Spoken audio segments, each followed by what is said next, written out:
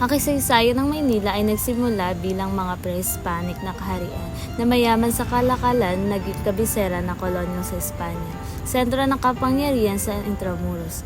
Winasak ng ikalawang digmaang pandaigdig at ngayon ay isang pandaigdigang lungsod na puno ng kasaysayan sa modernong buhay.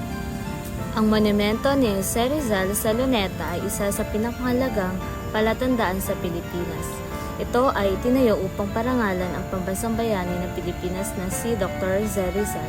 Ang disenyo ay ginawa ng Swiss sculptor na si Richard Kisling at may pamagat na Motto Stella.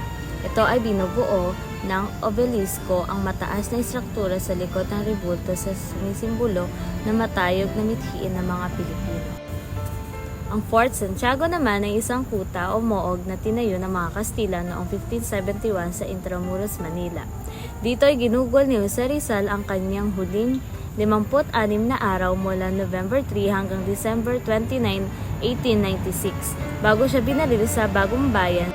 Sa loob ng museo makikita ang mga imahe ng ating bayani, iba't ibang obra o guhit mula sa kababayan nating Pilipino mangguguhit. Makikita din ang mga orihinal o kagamitan ng bayani tulad ng kanyang kasuotan, mga liham, pati na rin larawan kung paano binaril si Jose Rizal.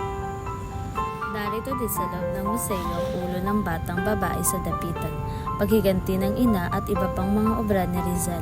Makikita din dito ang isang uri ng palaka na natuklasan ni Rizal na nangangalang Rhacoporus rizali, pati na rin ang isang uri ng putiki na nangangalang Draco rizali. Naririto din sa loob ng museo ang kabibing kinolekta ni Rizal sa dapitan.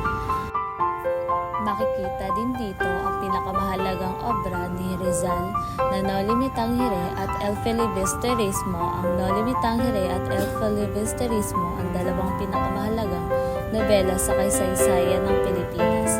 Bagamat magkaiba ang kanilang tono, pareho silang naging mitsa sa pagigising ng damdaming makabayan. Ang Noli Me Tangere o Wag Mo Ko Salingin ay may temang pag-ibig, pag-asa at paglantad ng kanser ng lipunan. Inilantad nito ang mga pang-aabuso ng mga praileng Kastila at ang bulok na sistema ng pamahalaan. At ang El Filibusterismo naman o ang paghahari ng kasakiman ay may temang puot, paghihiganti at revolusyon. Isinulat ito ni Rizal